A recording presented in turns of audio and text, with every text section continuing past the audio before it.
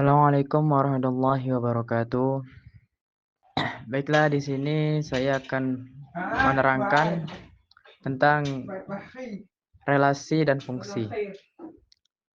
Apa sih yang disebut dengan relasi dan fungsi? Yaitu hubungan antar anggota himpunan satu dengan anggota himpunan yang lain. Contoh, seperti yang saya tuliskan, yaitu himpunan A itu memiliki anggota 1, 2, dan 3. Dan himpunan yang kedua atau bisa kita sebut himpunan B itu memiliki anggota yaitu 4 dan 5. Relasi dari A ke B itu bisa berupa kurang dari. Seperti diagram panah yang saya buat di atas. Nah, itu contoh dari relasi antara himpunan A dan himpunan B. Maka relasi bisa ditulis sebagai pasangan berurutan. Seperti contoh yang di atas itu, 1 himpunan A relasi dengan himpunan B, yaitu 1 dan 4. 1 dan 5, karena 1 itu kurang dari 4 dan kurang dari 5. Begitu juga dengan 2. 2 juga seperti itu.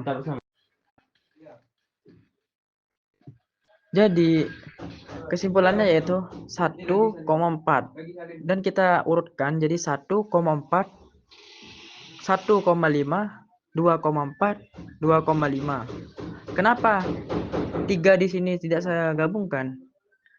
Karena ciri-ciri dari relasi itu satu elemen bisa punya lebih dari satu pasangan. Maksudnya dari himpunan yang A itu bisa memiliki banyak elemen dari himpunan yang B. Jadi tidak semua elemen A itu memiliki pasangan. Seperti contoh himpunan yang anggota 3 itu, angka 3 tidak memiliki himpunan di B. Itu saya contohkan seperti itu. Lalu lanjut. Cukup sekian dari relasi ya.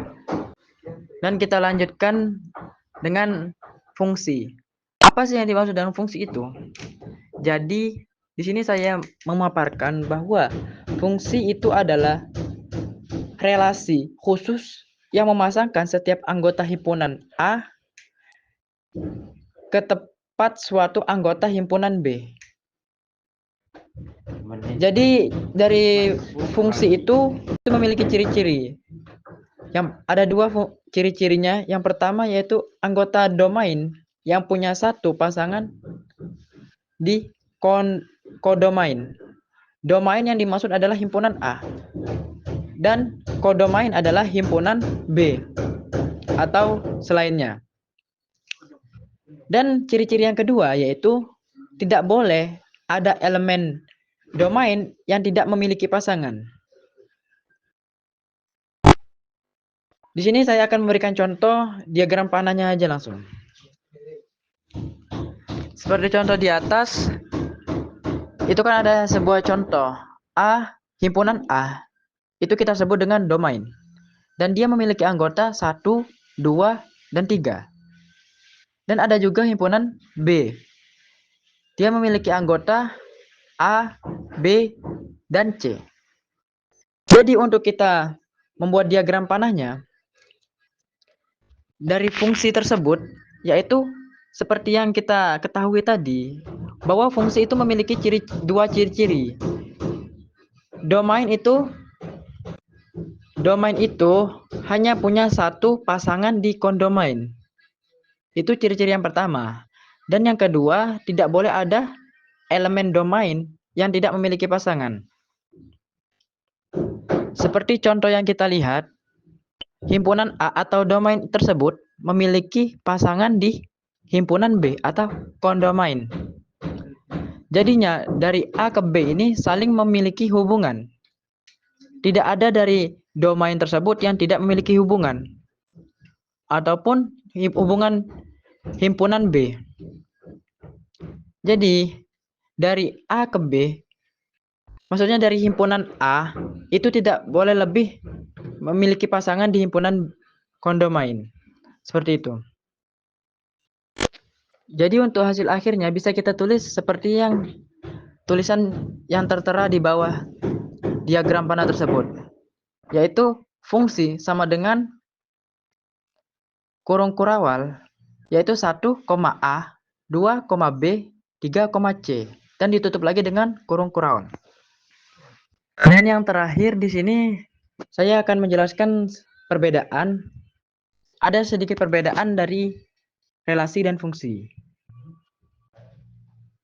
Kalau relasi, yaitu suatu elemen bisa punya lebih dari satu pasangan. Satu elemen hanya satu pasangan, punya satu pasangan. Seperti yang kita lihat tadi dari contoh-contoh yang telah saya paparkan tadi. Dan yang kedua, perbedaannya itu tidak harus semua elemen A memiliki pasangan di elemen B. Kalau fungsi itu memiliki dua juga perbedaan. Antara relasi dan fungsi itu sama-sama ada dua perbedaannya. Kalau di fungsi, satu elemen hanya punya satu pasangan. Dan semua elemen A harus punya satu pasangan. Jadi tidak ada dari elemen A yang tidak punya pasangan. Karena sejatinya manusia diciptakan.